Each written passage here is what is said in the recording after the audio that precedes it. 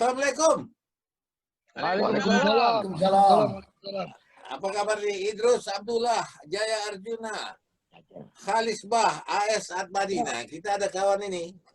Kabar kita baik. punya kawan namanya AS Atmadi. Siapa tak kenal AS Atmadi? Wartawan paling vokal.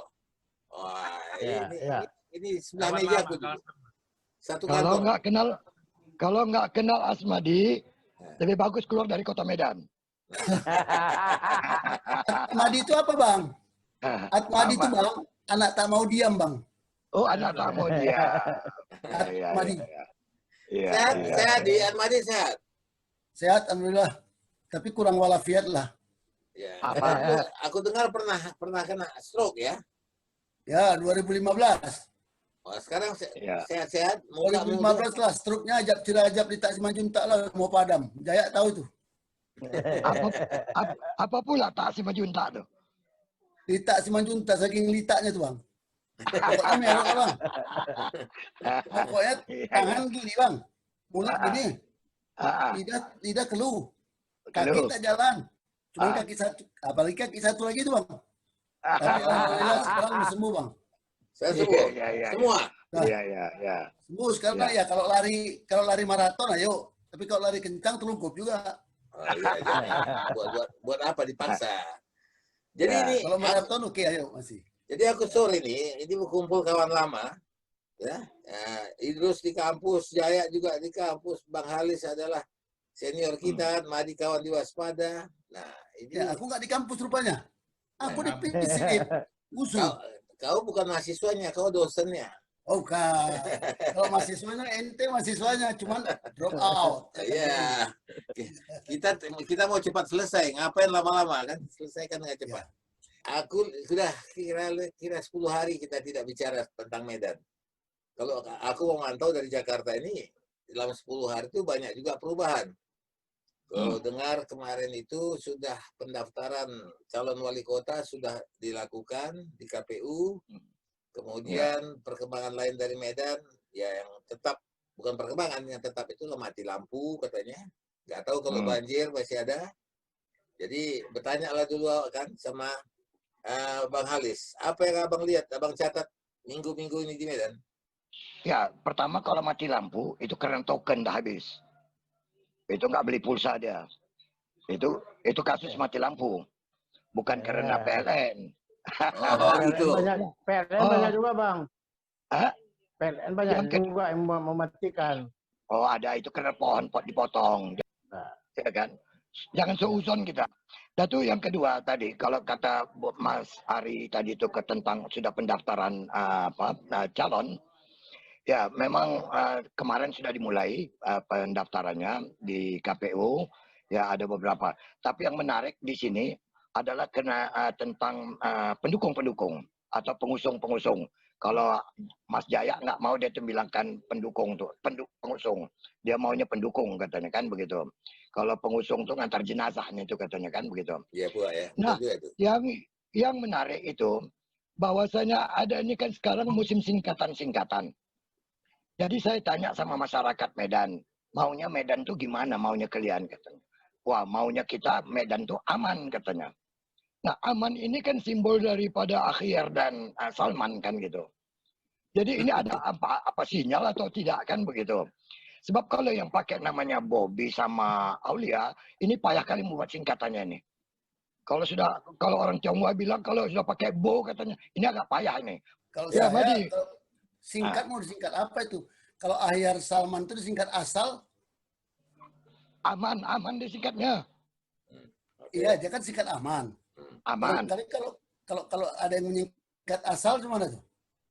Asal siapa tuh? Akhir Salman. Oh ya, mana pun ya, bagus juga nih itu asal maksudnya aman. Gini Bang, maksudnya gini, kalau asal itu dikaitkan dengan kondisi Medan belakangan ini Bang. Ya. Banyak yang asal-asalan.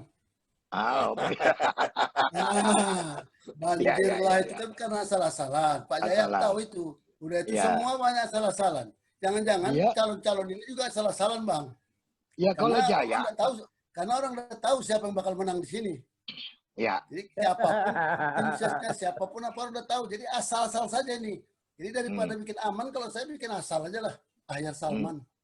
Jadi gitu ya. dengan kata lain melawan kedebok pisang gitu. Hah? Kayak melawan kedebok pisang. Pokoknya ada Ya, harus ada rivalnya gitu. Ya, jangan sampai ngelawan kedebok Anjur karena banjir di Medan lah. Jadi tanpa adanya pasangan yang satu tidak bisa tampil kan, karena nggak ada saingan. Ya, makanya kalaupun ada asalnya Ahyar Salman. Ya. Asalnya. Tapi tunggu dulu, apakah memang sudah bisa diprediksi bahwa pasangan Bobby ini bisa lanjut gitu? Sudah dapat prediksi kira-kira? Tergantungnya begini. Kalau seandainya berdasarkan pengalaman masa lalu yang sebelum bertarung sudah tahu pemenang, itu kemungkinan bisa menang. Kenapa? Karena saksi nanti nggak ada. Saksi kan bisa diselesaikan, kalau nggak mati.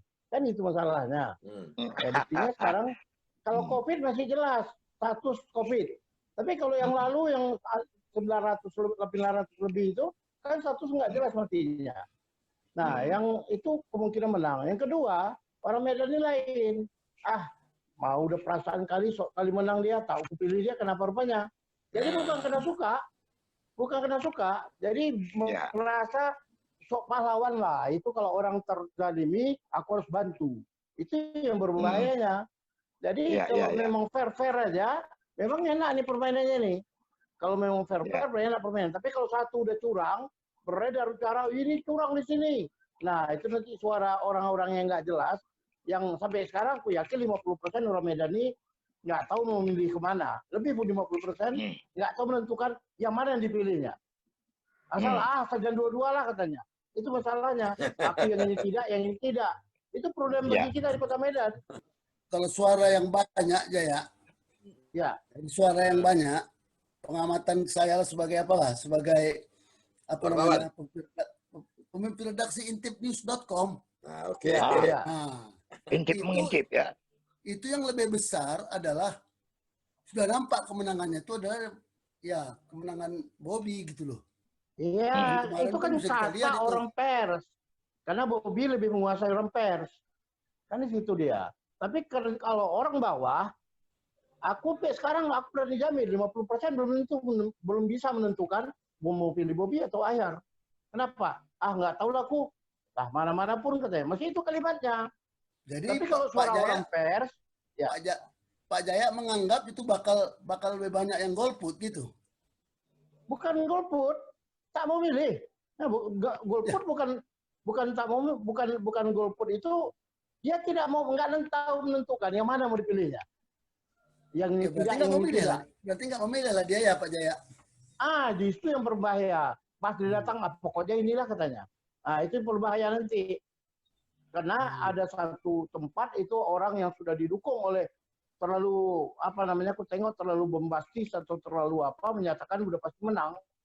Itu bagi orang Medan hati-hati. Secara psikologis orang Medan tuh nggak suka kalau ada dizalimi.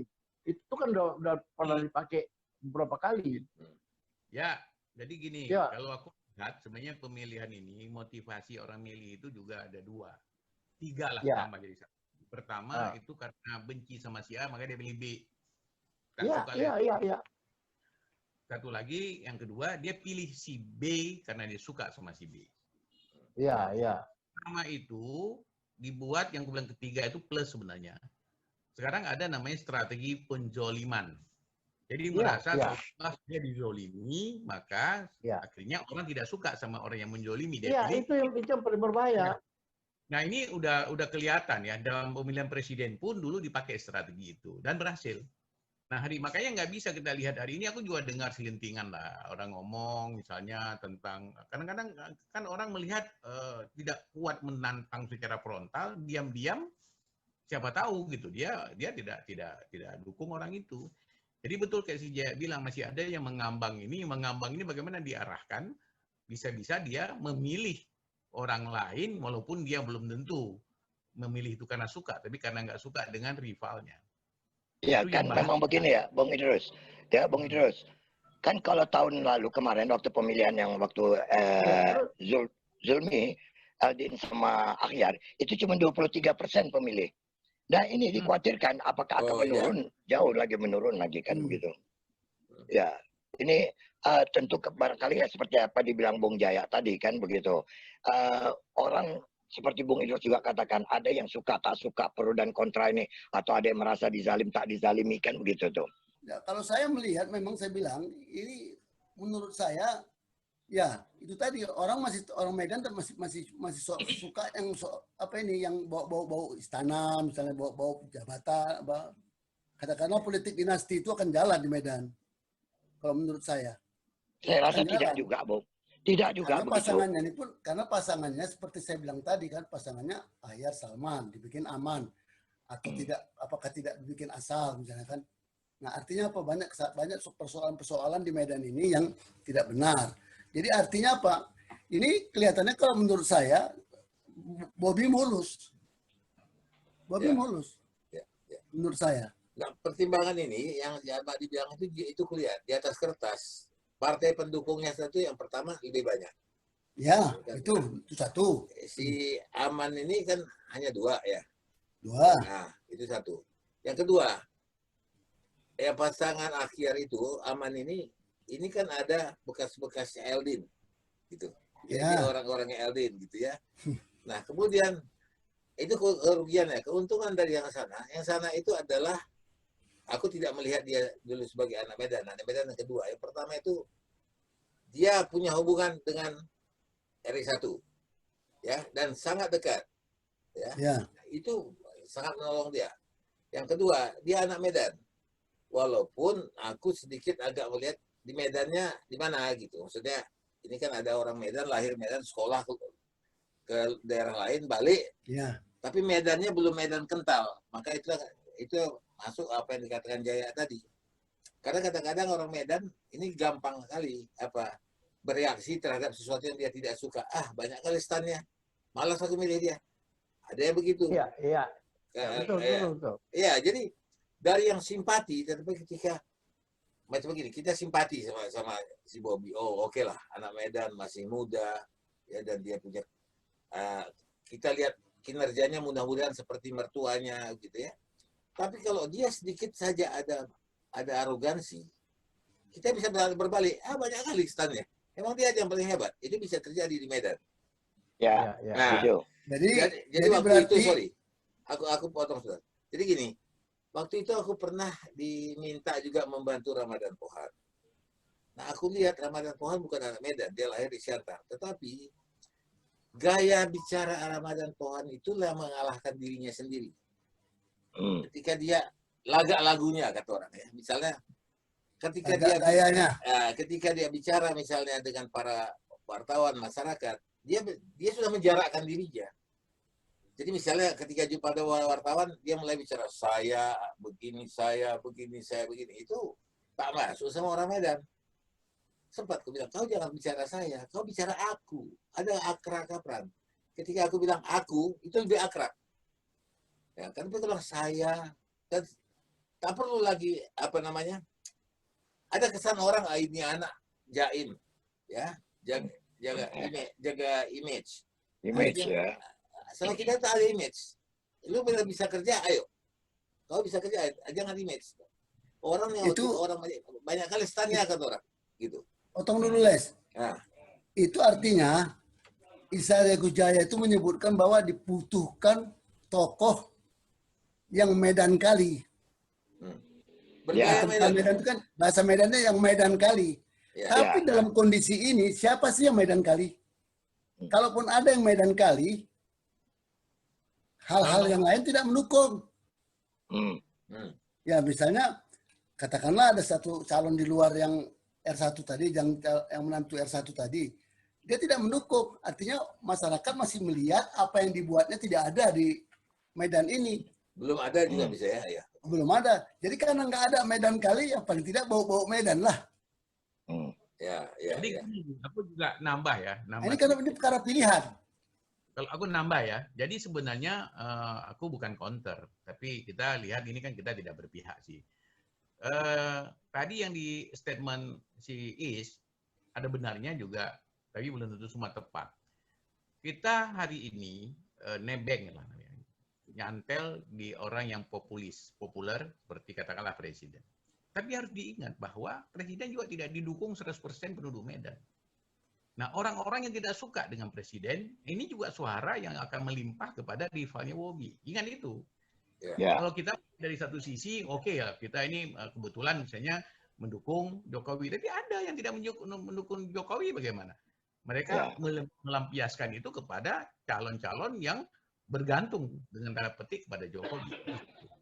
Kedua, kan aku bilang tadi bahwa dengan mengandalkan nama besar, berarti dia muncul yang membuat orang lain terkalahkan bukan karena dia adalah sang juara sejati. Kan dia bilang, sebenarnya juara sejati itu kan pernah memenangkan pertarungan di semifinal. Nah, artinya apa? Dia ini langsung loncat ke final, dilihat orang karena ada cantelan. Ini juga jadi persoalan. Jadi jangan, kalau mau menang harus melihat hal-hal kayak gitu. Jangan terbuai dengan, oh saya didukung oleh presiden. Apakah mutlak presiden itu didukung oleh mayoritas masyarakat Medan? Ini harus diperhatikan. Jadi menggunakan nama orang yang populer itu tidak selalu positif. Nah, yang paling penting hari ini kalau itu digoreng sama rivalnya, yang aku bilang tadi, akhirnya orang memilih yang si Ahyar itu bukan karena suka, tapi karena nggak suka dengan rivalnya. Jadi kembali itu loh. Ini harus diperhatikan. Jadi permainan seperti ini nggak bisa seperti disampaikan tadi, misalnya masalah Medan Kali itu semua kabur di dalam pemilihan. Tidak itu lagi. Ya, sampai hari ini kalau kita bicara yang Medan Kali itu pun belum ada figurnya yang Medan Kali kan begitu. Yang paling populer itu belum ada.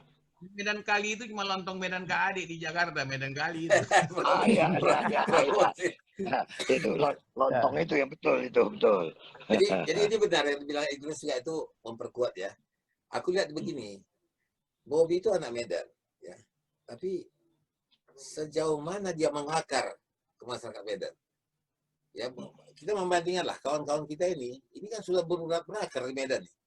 Kalau tadi dibilang pertama kali, Bang Halis bilang, Ahmadi, siapa nggak kenal Ahmadi? Nah, sekarang kita tanya, Bobby, siapa yang nggak kenal Bobby? Banyak juga yang nggak kenal. Paling orang kenal orang tuanya dulu yang kita kenal, kan begitu. Dianya siapa? Gitu. Aku baru tahu dia itu adalah anak siapa itu setelah dia mulai menjalin hubungan dengan putri presiden, kan begitu. Di mana dia dulu ya? Sekolah di mana dia? Siapa kawannya? Kadang-kadang kita nggak tahu. Atau mungkin kita yang kurang tahu. Nah, tapi nggak apa. Tapi itu menjadi satu ciri pemilihan. Jadi aku melihat ini bahwa begitulah memilih ini tidak gampang. Ya. Nah, makanya aku tidak sekarang bagi aku pribadi itu bukan masalah Bobby atau Ahyar. Tapi aku menulis kemarin nih di Facebook aku.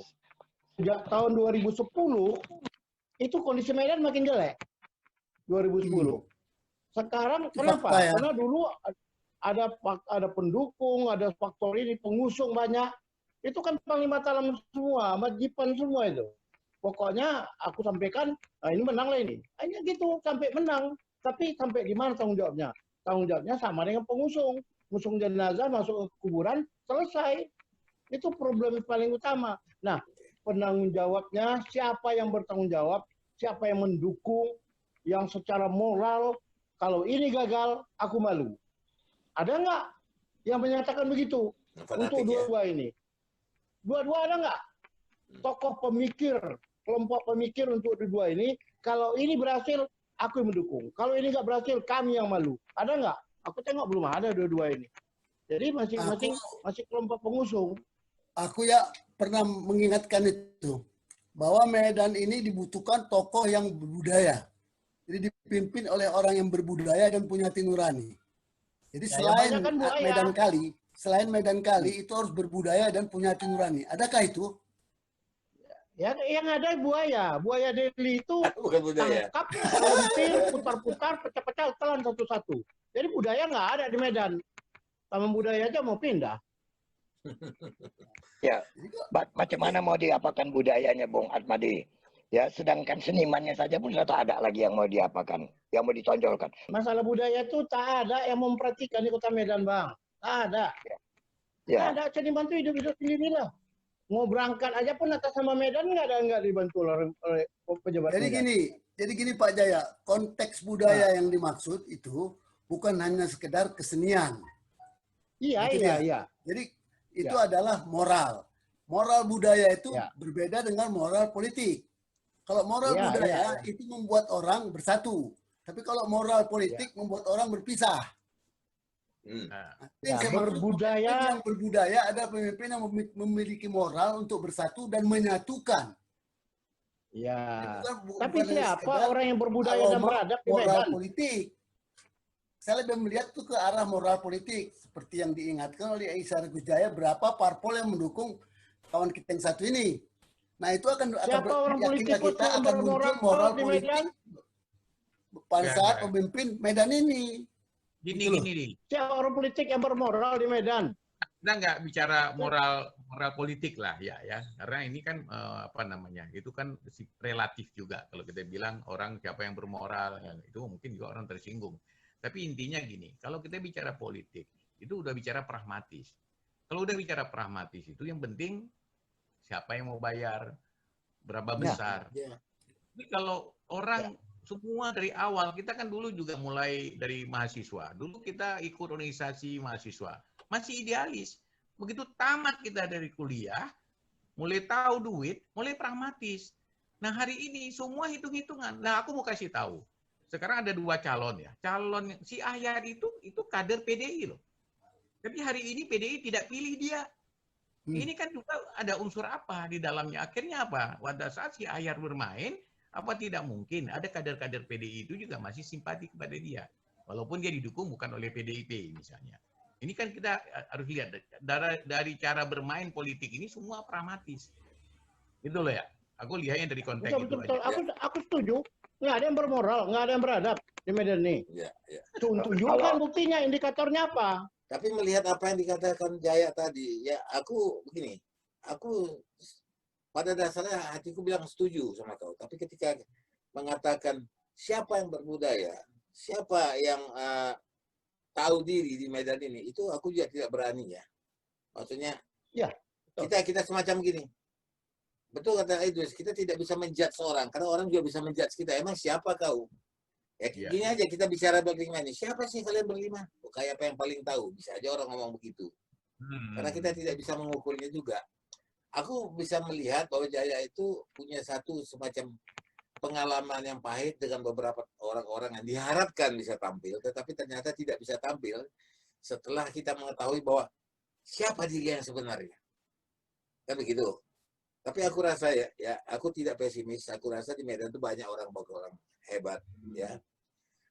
Banyak orang-orang yang bagus. Cuman barangkali tinggal kematangan berpikir lah, kematangan bertindak. Ini yang barangkali tidak kita miliki. Karena biasanya begini, ini nggak tahu ya. Ini mungkin lebih tajam dari Jaya juga kalau aku bilang. Salahnya kadang-kadang di Medan tuh, kita ini kan kayak kata di bawah tempurung. Ya, bahwa Medan itulah langit kita. Tempurung itulah langit kita gitu. Nah padahal dia tidak melihat keluar kemana-mana hubungannya. Karena orang yang di Medan, macam kita ini kan orang-orang yang juga kepala besar, panggaron, agak sok. Nah itu ciri-ciri Medan. Memang kita ini panggaron, kita ini sok, kita sok tahu. Dan itu ada juga orang kawan kita yang gitu. Makanya di Medan tuh tajam sekali itu Bang Halis yang mengatakan, kayak kau aja yang hebat, apapun bisanya. Keling bunting pun bisa, ya itu. Mesti Parbada sedikit lah, Parbada. Ya, betul. Parbada. Ya. Masalahnya gini, ini pakai indikator. Ada indikatornya. Tugas pokok dan fungsinya, contoh dulu itu indikatornya Millennium Development Goals. Apa yang jalan di Medan? Nggak ada. Sekarang itu kan Sustainable Development Goals. Nggak ada juga yang jalan. Kenapa nggak jalan? Nggak ada pejabatnya yang tahu apa yang mesti dikerjakan, dan karena nggak tahu dia nggak bisa mengerjakan apa-apa. Itu termasuk anggota legislatif, eksekutif. Legislatif ini kan harusnya mengingatkan, kau kerjakan ini, kerjakan ini. Ada nggak dia kerjakan mereka? Jadi aku berbicara memang tidak ada itu, tidak bermoral, tak beradab itu sesuai dengan tugas pokok dan fungsinya dikerjakan atau tidak. Kalau dia tidak mengerjakan tugas pokok dan fungsinya, berarti dia tidak tahu kerja, tidak ada adabnya, tidak bermoral. Kenapa? mengemban sesuatu, menerima sesuatu tanpa mengerjakan yang jadi kewajiban. Itu maksud aku. Kalau itu menjadi appraisal daripada masyarakat Kota Medan terhadap kesuksesan atau keberhasilan seorang figur wali kota dalam hal ini. Kenapa kok pemilihan wali kota bisa langsung bisa dapat 2 periode?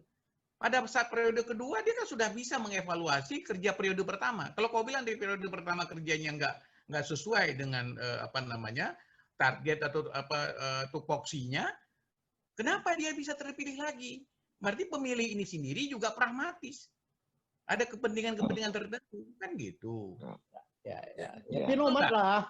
Dua kali ada istilah penomat. Jadi kalau orang yang memimpin itu tidak becus, nggak bisa itu 2 periode. Bahkan sebelum 1 periode selesai dia sudah di-impeach. Tapi ini malah bisa 2 kali periode. nah, Jadi artinya apa? Ini kan beda fakta dengan apa yang kita bicarakan. Jadi aku lihat begini, yang dia salah ini bukan orang per orang, kayak sistem. Ketika kita sistem, jadi, dan kemudian kondisi masyarakat. Kadang-kadang kita kan, kalau orang bilang ya,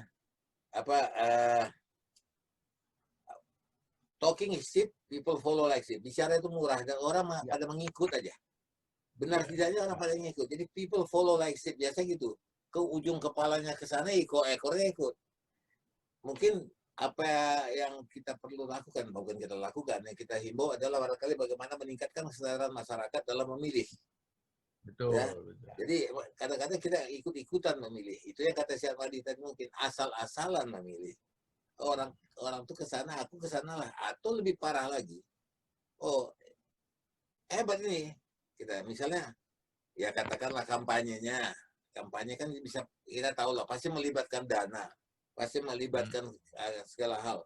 Mungkin ada juga orang memilih, dia bisa membuka pilihannya dengan senilai, katakanlah 500.000, dia sudah kasih suara, menjual suaranya. Ini juga nggak baik. Tapi ini bukan masalah Medan. Ini bukan masalah Medan saja. Ya, jadi Pak Isari, aku rasa gini, salah satu yang paling penting yang harus kita ingat juga, pemenangan itu biasanya tergantung mesin politiknya, Pak. Nah, jadi dengan jumlah partai yang sekian itu bisa kita lihat bagaimana mesin politiknya bekerja.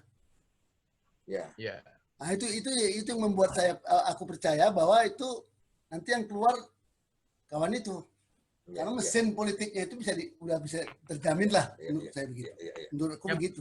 Tapi kemarin begini, apapun ceritanya soal Isari sebut tadi uang, finansial dan sebagainya, tapi mesin politik menciptakan sistem untuk dia menang itu. Nah, ini satu contoh kecil. Contoh kecil misalnya bisa kurang simpati. Aku mendengar kemarin dalam perbincangan juga barangkali dengan dia katakan gini. Ketika misalnya tim pendukung yang sudah begitu yakin dengan kemenangan satu orang dan dia bilang, udahlah apapun yang terjadi pasti menang dia. Ini kelantaman seperti ini orang nggak suka. Nanti bisa berbalik gagang itu. Betul. Iya, berbalik gagang. Itu yang aku maksud tadi itu. Overconfidence ya. Tapi apapun dia paling intinya barangkali apa yang dikatakan Bung Idrus tadi itu, pragmatis tadi itulah. Ya, ada sepanjang kepentingannya terpenuhi, ya itu dia tak mau tahu siapa figur-figurnya itu. Jadi gini ya kawan-kawan, aku lihat tadi kita sudah bicara mengenai bagaimana situasi, terutama situasi politik di Kota Medan. Ya. Banyak semacam simpang siur pendapat, simpang siur dalam hal memilih juga.